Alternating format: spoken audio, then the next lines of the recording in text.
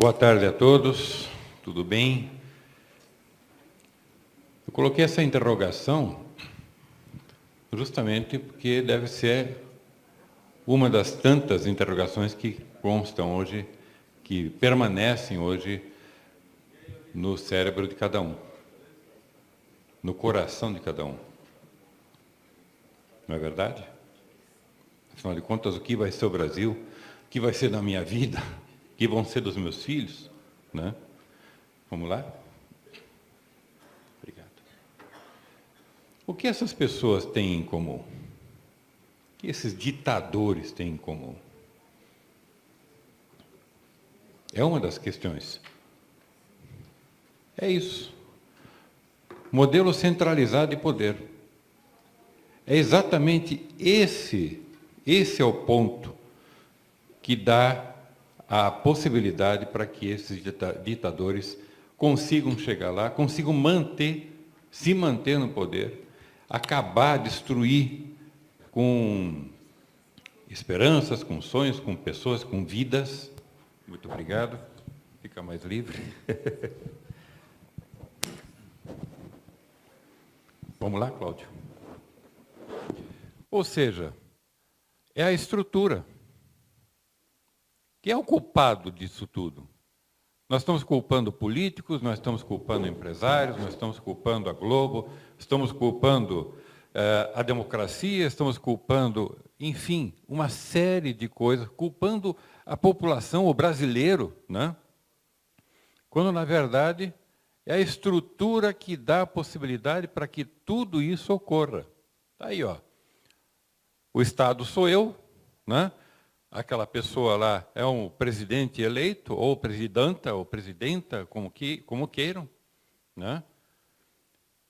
Com essa big bagunça que se criou no país, bem representado por todas as coisas, com a liderança, a chefia, sentada sobre essas coisas, aqui em Brasília, pensando que pode fazer alguma coisa pelo país, um país de 8 milhões e meio de quilômetros quadrados, com 205 milhões de pessoas.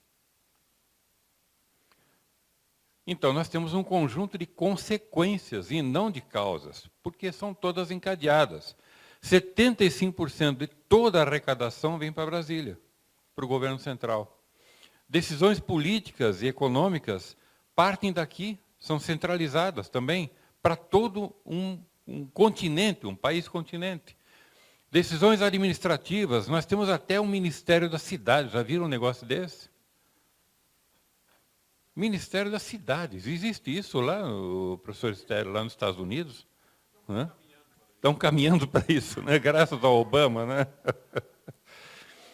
Legislação horizontalizada, ou seja, tudo que é feito em termos legislativos parte praticamente daqui. E dá a vazão, ou dá o suporte, para 5,4 milhões de normas legislativas aqui no país. Com um detalhe, apenas 1/3 da Constituição está regulamentado.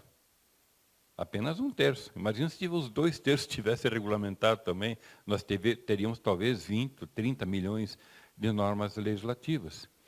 Um judiciário concentrado, ou seja, até questões relacionadas a uma briga de condomínio pode vir parar no Supremo Tribunal Federal, conforme as vírgulas ou palavras, né, como que alguém falou hoje, que é a justiça dos advogados, né? Acho que você que estava falando. A lógica dos advogados, né? Nós temos uma péssima política externa, mas não é porque o Brasil não tem capacidade de ter uma política externa boa. Tem total capacidade. O Itamaraty sempre foi famoso nas suas posições, mas, infelizmente, dos últimos 14, 15 anos para cá, isso se acabou. Então, a nossa política externa hoje é totalmente ideológica, né?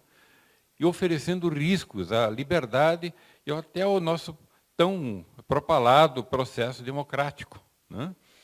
Então, a democracia está sendo desgastada, mas também está sendo incentivada no sentido de se transformar numa ditadura das massas para que essas oligarquias ou esses populistas consigam permanecer no poder sempre. Vamos lá? Mais um? Como é que se resolve isso? Porque eu poderia ficar aqui falando horas, dias, semanas sobre os problemas do Brasil.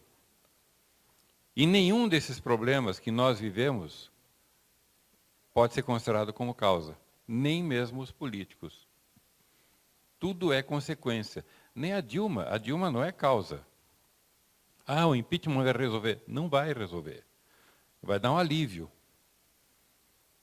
Né? É uma pastilha, né, para acabar um pouquinho com a acidez. Mas não vai resolver o Brasil. Vai dar um alívio. É preciso resolver o que causa todos esses problemas, o que possibilitou todos esses problemas que nós estamos vivenciando. Vamos lá? Começa com a autonomia aos estados. É preciso rever o modelo. Se o problema é estrutural, então nós temos que rever o modelo. Concordam? Sublata a causa, tolitur effectus, ou seja, elimine-se a causa e você eliminará os efeitos. Né? Então, começamos com a descentralização dos poderes. Aqui nós temos, por exemplo, os referendos, né? Deixa eu ver se eu consigo enxergar melhor daqui, os referendos para leis polêmicas. Né? Por quê? Porque, infelizmente, como Churchill dizia, né, a democracia é o menos pior dos sistemas, né, o menos ruim dos sistemas. É o que temos ainda para poder decidir algumas coisas. Até por causa do momento em que o país se encontra. Nós não estamos começando ou querendo recomeçar do zero, embora tenha que se fazer uma limpeza. Nós temos que começar de algum ponto. Então, nós temos que começar de pontos viáveis. Autonomia para legislar. Os estados têm que ter autonomia para legislar. Senão, vai depender sempre de Brasília. Tudo que se chama de infraconstitucionalidade deve descer para os estados. E deixar aquilo que se reserva à federação para a federação, para o governo central, para uma constituição de princípios. Eu vou chegar lá.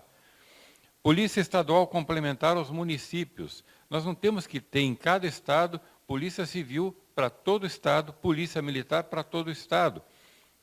Em todas as cidades, um secretário de Segurança Pública tem que cuidar dos 840 municípios de Minas Gerais, tanto da Polícia Civil quanto da Polícia Militar, com logística, com salário, com armamento, com tudo. Isso é ridículo, gente. O processo centralizado ocorre dentro dos estados também. Isso tem que ser terminado. Então, cada cidade vai ter a sua polícia e o estado vai ter a polícia complementar. Né? Como nos Estados Unidos tem a SWAT, tem os Rangers, não sei o que lá que se chama, né? E quando chama a polícia estadual, realmente é para eliminar o problema mais grave que a cidade não conseguiu resolver. Né? Autonomia tributária. É evidente que os impostos têm que ficar nos estados. A função dos estados é redimensionar os espaços, né? A redistribuição demográfica das cidades, auxiliar cidades pequenas demais, né? Os municípios pequenos demais. Os municípios têm que pedir ajuda para o Estado, não para Brasília. E o Estado tem que ter dinheiro para isso. E o dinheiro tem que ficar no Estado, o dinheiro dos impostos. Uma legislação trabalhista estadualizada. Nós não estamos aqui para acabar com a legislação trabalhista. Nós estamos aqui para remodelar todo o processo da gestão da legislação trabalhista, que só poderá ser feita em cada estado, porque o conjunto das diversidades aqui é enorme. Né? O processo de diversificação é enorme. Como é que você vai ter uma legislação essencialmente produzida em São Paulo, né, por causa da força dos sindicatos, e que tem que servir para o Amazonas, para o Piauí, para o Rio Grande do Sul, para o Acre? Não dá. Né? Educação, saúde, infraestrutura, tudo de forma complementar aos municípios, porque tudo tem que começar onde nós moramos. O resto é abstração jurídica. Estados e países são abstrações jurídicas. Nós moramos nos condomínios localizados.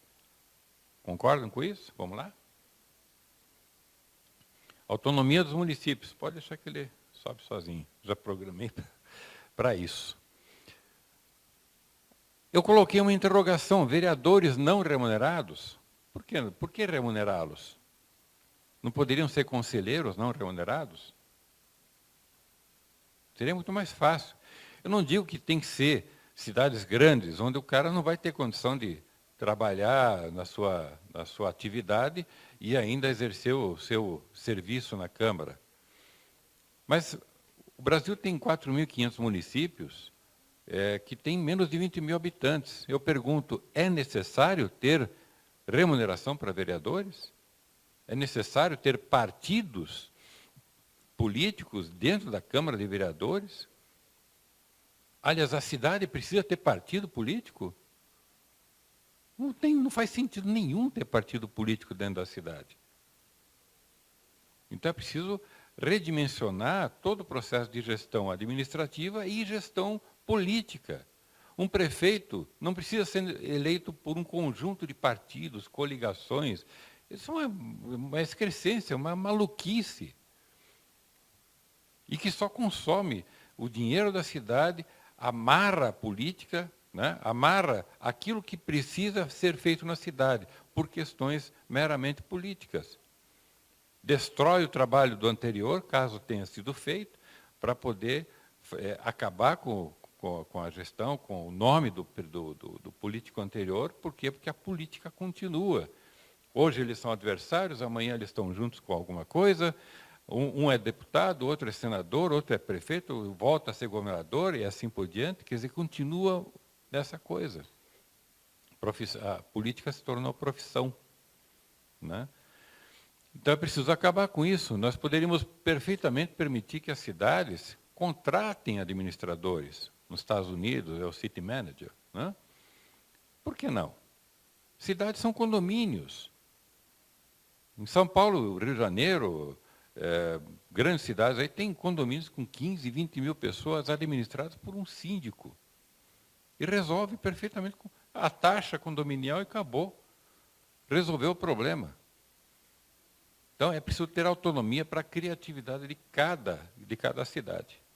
Segurança pública municipal. Nós poderíamos perfeitamente ter delegados eleitos ou indicados pelo prefeito, enfim, contratados, né? Uma cidadezinha de 5 mil, 10 mil habitantes, muito provavelmente um delegado com dois, 3 capiaus contratados, né, um Chevette 78, resolveu o problema de segurança pública da cidade. Mas não é o que acontece hoje. Precisou de ajuda, chama o Estado. Não tem que recorrer a Brasília. Tem que esperar por decisões de Brasília para as questões de segurança pública municipal. Não faz sentido isso. Então, é preciso que cada município desenvolva o seu processo de segurança pública e as cidades grandes tenham lá seus departamentos grandes, uma polícia metropolitana especializada, né? O Estado, por exemplo, terá a sua polícia estadualizada com muito mais capacidade e tecnicidade para poder atender às questões emergenciais que surgirem nos municípios. É muito simples isso. Estamos vendendo a roda, né? Juízes distritais eleitos diretamente pelo povo. A melhor contraprestação, ou a cobrança, digamos, da contraprestação jurisdicional, deve ser feita por aquele que está pagando a conta, que está esperando essa contraprestação. É o povo, é o cidadão comum. Então, por que, ao invés de nós termos esse sistema todo amarrado dentro de um judiciário piramidal, mas totalmente engessado por inúmeras, como que chama isso, de recursos, né? Fases recursais, como que se vai resolver isso? É preciso deixar que os juízes resolvam isso, juízes eleitos, resolvam isso, né? De maneira que 70%, 80% das demandas judiciais do país, que hoje são mais ou menos 100 milhões de processos, possam ser resolvidos localmente. E os recursos sejam filtrados por uma Câmara de Apelação estadual. Fim de papo. 2, 3, 5, 10 câmaras de apelação estadual, quantas forem necessárias, para filtrar se vai para o juiz federal, se vai para o Supremo Tribunal e se vai para uma corte estadual. Né? Consórcios municipais para saúde, educação, infraestrutura, etc., podem ser perfeitamente como é feito nos Estados Unidos, na Inglaterra, os condados, né? Juntam-se municípios, cidades equidistantes, de maneira a resolverem seus problemas comuns. A gente não precisa ver as pessoas virem do interior para a cidade para serem atendidas por uma universidade, por um hospital, seja lá o que for. Vamos lá? Pode ser resolvido perfeitamente no local. O governo federal ficará com poucas coisas, relações internacionais, evidentemente, né? Fundos para emergências, vai ter um fundo para poder atender as emergências que surgirem e que superem a capacidade de cidades e estados. Polícia Federal, Forças Armadas, né? Moeda, Supremo Tribunal Federal, Conselho Nacional Eleitoral, juízes federais, Supremo Tribunal Militar, a gestão dos territórios federais, porque existem alguns estados que vão ter que voltar a ser territórios, porque são estados que não têm condições de autossustentação, né? E as secretarias normativas no lugar de ministérios, acabar com todos esses ministérios, 40 ministérios, que é só o da Defesa, Relações Externas e acabou. O resto são secretarias normativas para as questões de interesse realmente federal. Vamos lá? Está bem no finzinho já. Então vejam, meus amigos, que isso vai se formando dentro de uma nova configuração efetiva, né? Dentro do princípio de subsidiariedade. Pode tocar. E, evidentemente, dentro de uma correlação correta da distribuição dos três poderes, onde o legislativo é que tem que ficar acima e o judiciário executivo abaixo, sob um eixo constitucional, um tronco constitucional de uma nova Constituição. O que é essa nova Constituição?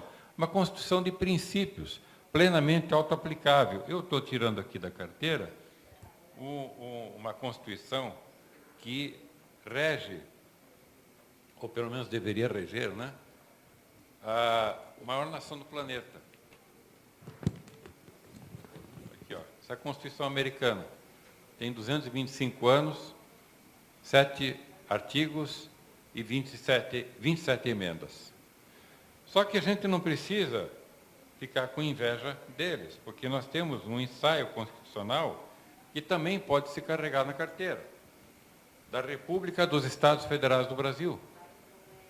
Está aqui, ó. É possível fazer uma Constituição de princípios. É isso que o país precisa, uma Constituição de princípios. Nós não precisamos de bíblias e bíblias de legislação, porque, como dizia Montesquieu, a legislação demais atrapalha a legislação útil, né? Então, nós estamos programando a possibilidade de ter um referendo constitucional para 2019, se elegermos um presidente da República em 2018, se registrarmos um partido político que está dentro desse movimento federalista, né? Porque a única forma de se refundar o país é dar autonomia aos municípios de forma efetiva, autonomia aos estados de forma efetiva e um governo federal enxuto que não pese sobre a população. Tem que fazer exatamente isso que eu acabei de falar, né? Foi distribuído aqui, quem não tiver pode pegar na mesa de entrada, né? Na mesa de inscrições tem lá o manifesto, tem orientações, tem endereço, né? E tem também a possibilidade de, quem quiser dar o apoio ao registro deste braço político que nós temos, porque sem um braço político a gente não vai conseguir sair do campo das ideias, né? Vamos continuar pregando as ideias sem que haja uma efetividade política, eleitoral, institucional, para poder realmente fazer esse tipo de transformação. Ou seja, a ideia é que cada um das senhoras e senhores possam também repassar essas ideias adiante, porque uma revolução federalista, uma revolução desses novos conceitos, só vai ser possível se a população tomar conhecimento disso.